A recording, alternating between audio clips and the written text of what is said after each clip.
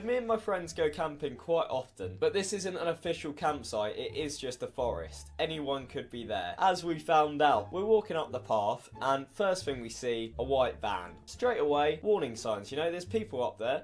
They drive a van, so they're definitely a paedophile, but we didn't really think anything of it. So we're walking up, and just before our campsite, about 50 metres away from us, we see two other tents. So we're like, oh, okay, there's some other people there. Basically, the spot we've got is really good, like it's in a dip, we've got a rope swing. It's just sick. So me and my mate, being the absolute jokers we are, we're walking past, and obviously they're in a worse spot than us, so we start going, oh, what a shit spot. Really exaggerated, obviously as a joke.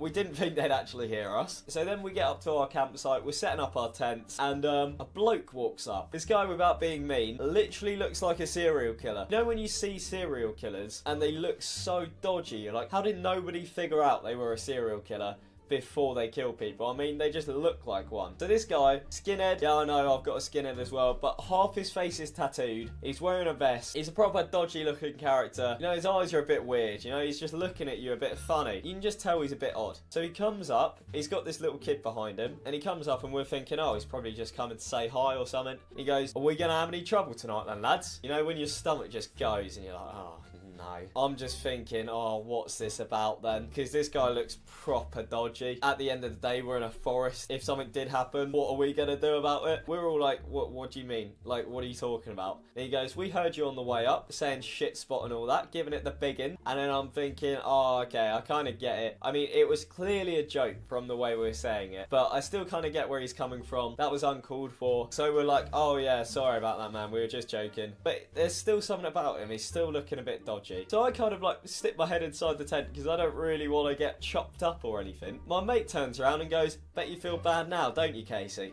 Oh, cheers for that, mate. So now we know whose tent he's going to come to first if he does decide to go on a murder spree. He's going to come straight to me. To be fair, it was my fault. Can't argue that. But still, was the response of coming up and saying, oh, we're going to have any trouble tonight, necessary? Especially as you can see, it's a bunch of kids pretty much. But yeah, I'll let you guys decide that. And then he starts talking to us and he starts saying him and his son are up there to shoot pheasants, which means they've got a gun.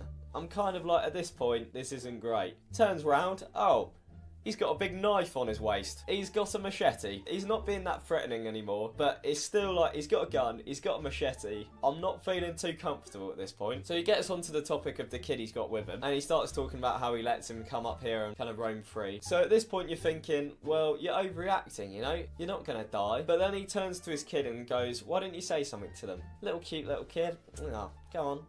Say something to them. So we're all sitting there. Wonder what he's gonna say. Oh, he turns to his dad. Can we kill them yet?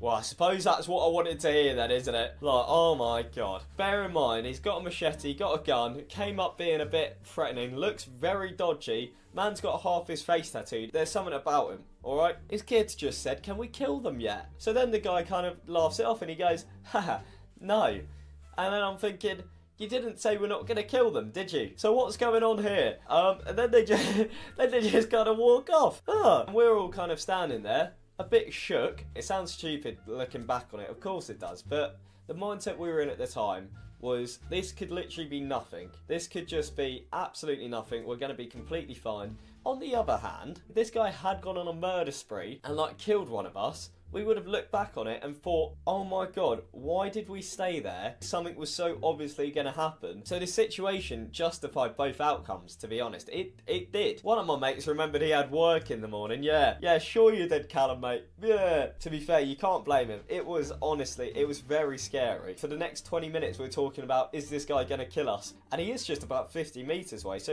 he could probably hear us. But at the end of the day, we were staying in a tent, so nothing to protect me, in a woods with nobody about apart from my other friends. We're all pretty helpless because they've got a gun and a knife, alright? If he had decided to come and kill one of us, we couldn't have done anything. I thought it was quite an interesting story. It seems so unbelievable that that would actually happen.